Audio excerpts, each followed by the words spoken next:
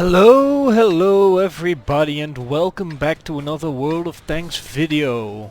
Today we are looking at a replay sent in by Korsakoff, who is platooned up with Duckanel.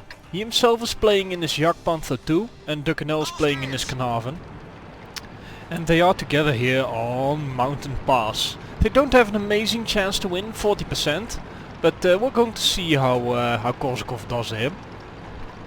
Now naturally you know some things because of the title, but it's not just the result that counts here, it's also how Korsakoff gets it. And we'll get into it once the game gets started here. But first let's have a little bit of a talk about Korsakoff and his favorite TD. Now I'm not actually certain this is his favorite TD, but I assume. Because it's basically everything Korsakoff likes about TDs. He likes his tank destroyers to have a good gun, to have reasonable armor, but it doesn't have to be super duper much. He wants the armor so that he can at least get involved a bit in the fight, that he doesn't have to stick in the back in some kind of bush and then pretend that, or let all his friends take the hit, so to say. That's not really his playstyle. He likes to get into the thick of things. So a bit of armor he likes. Of course a big gun, because why else would you play a tank destroyer? And a bit of speed, so he can actually reposition and have a bigger impact in the game. Now of course this is a very big wish list, so there aren't very many tank destroyers that would fit the bill. But the Jagdpanther is one of them. The beauty about this tank is that it'll do 40 kilometers per hour on the straight, easily. It has quite a bit of engine power, and yeah, you can definitely tell. It's quite mobile for a tank destroyer its size. Its armor is not super thick, but it does have the luxury of being quite angled, so it can be very bouncy indeed. And of course there's the gun, which is very nice also. I'll mouse over the little icon here. It does 490 alpha damage with 246 penetration on the standard rounds. Now given that this is a tier 8 match, that should be plenty. Now Duckanel has decided to protect the zero line on this map, to protect the eastern flank, because he's noticing things are going wrong, and he's, well, at this point he's basically 1v3ing these tanks that are coming around the corner. There are two tank destroyers in the back, but so far they aren't really supporting him yet.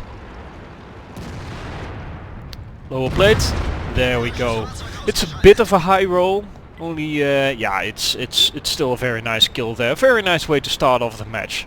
And this is one of the things I really like about Korsakoff's replay here. He doesn't necessarily take a flank and try to push it until he's won. He definitely repositions a lot, making use of the mobility he likes so much about this tank. I mean, here he goes, 43 kilometers per hour on well, medium terrain, I think. So this is very nice indeed. And now he's rushing over to Duckanel to try and help him out. So he's not just committing to one flank and just staying there. He goes where he's needed.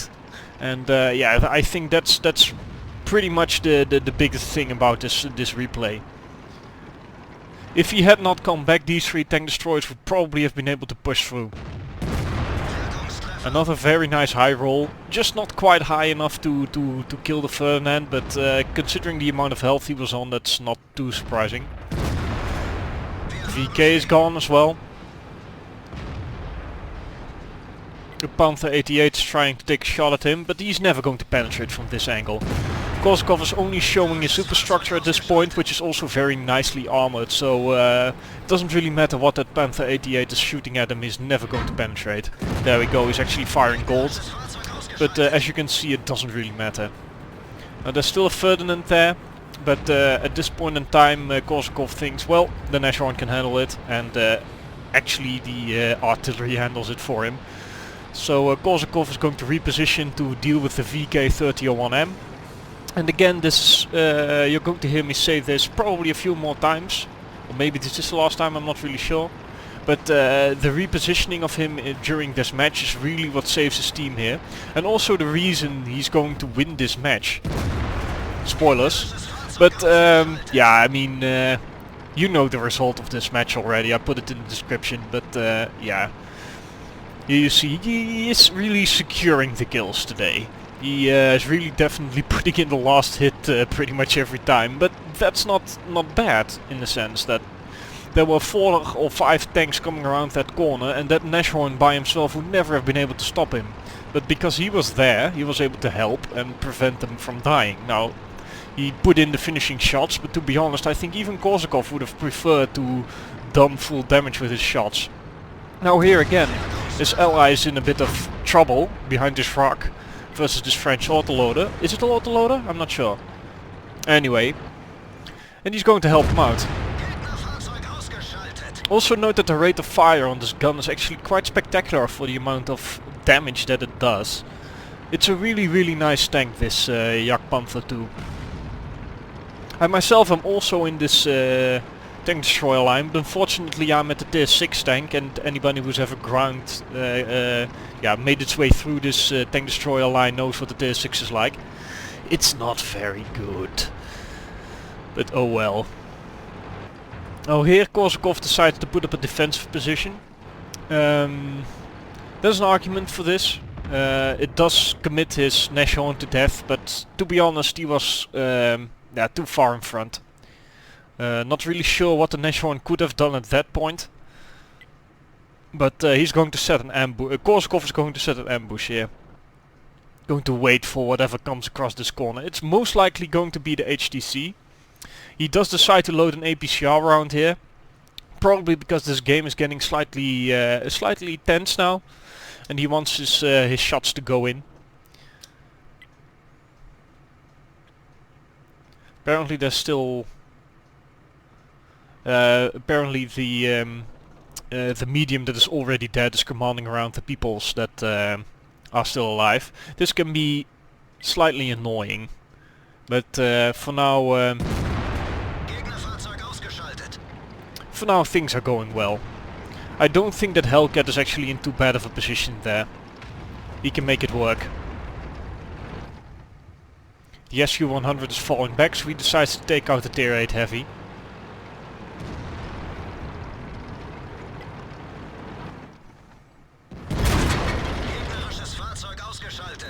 Now that T-34 dying, that really rustled his jimmies. There we go in the chat. Fuck you, cheaters. Or, well, I'm going to assume it's fuck that these 4 stars represent. The Nashorn is actually seeing it as an accomplishment. And T-43 is deciding to go up against this T-34. I mean, he's just mad that he died. It's not a good thing, of course, that he's going ham in the chat, but obviously Korsakoff is not a cheater here. We can all see how he's playing here. This is definitely not cheating by any sense. Now that he's decided to load an AP shell again, there's nothing on the enemy team that can deal with that he needs his APCR for.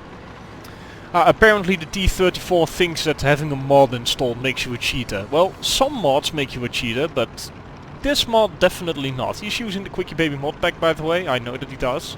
Same as I'm using right now, so the information you have is the information he had. T-43 is going up against him. This is really not what you should do, I feel like. Just ignore these people. Here, Duckanel is actually making fun of him. Ah, the fuck mod. T-34's...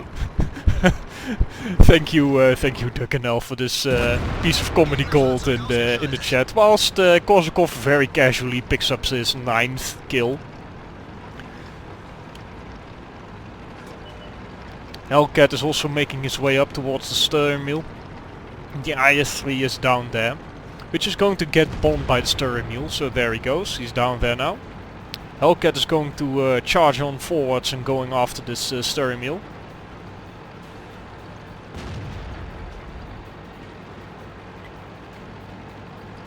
Here, Duckanel is actually asking the Hellcat to wait for shooting this steering wheel so that Korsakoff can get his can get his gun. Oh wow! Let's take a moment to pause this right here, this last moment. So what happened here? First of all, the Hellcat is either not seen the message of Ducanel, or he's decided to ignore it, which is fine. I mean, you should earn kills, not get them. But at any rate, there was still 150 health left on him. And the artillery on our team decides to try and take the kill as well. Korsakoff dives over the hill at right about the same time as the artillery fires. Makes it over, shoots the enemy Nashorn, I think it was. Am I saying this correctly? Oh no, the Sturmil. Sorry, the Sturmil. And the artillery misses the Sturmil and hits the Hellcat and team kills him. So, quite the explosive end to the match here, but let's go take a look at the post-game stats.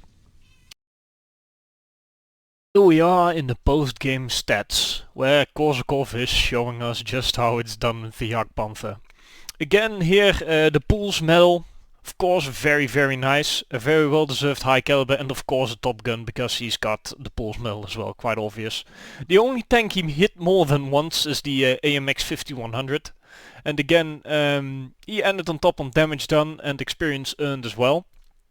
He fired a grand total of 12 shots, of which 12 hit and 12 penetrated, so some very nice accuracy here by Korsakoff. Only a very small amount of this was actually down a long range, and I think those were the shots that he fired when he was defending his base against those 5 tanks that were rolling around the corner.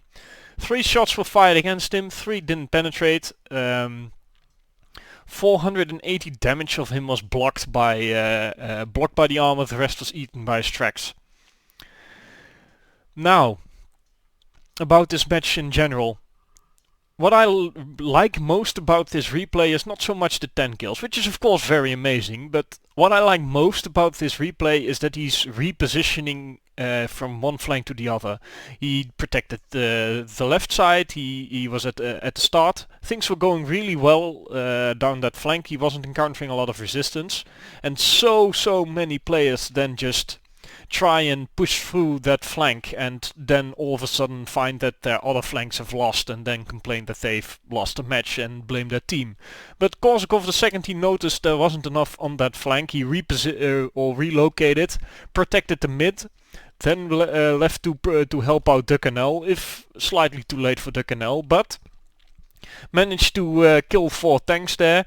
Then go and takes out a medium tank in mid, takes out another tank in mid, and then goes to the flank which he initially was, which for some reason was still managed to lose, even though not a lot of tanks went in that direction. Was able to kill all the tanks there as well, and ended in a spectacular fashion by diving off that cliff, of course, and witnessing one of the most unfortunate team kills ever. At least I personally think so. The Artie trying to sneak in the ninja kill there. Anyway, I really hope you enjoyed this game as much as I did watching it. See you for the next one.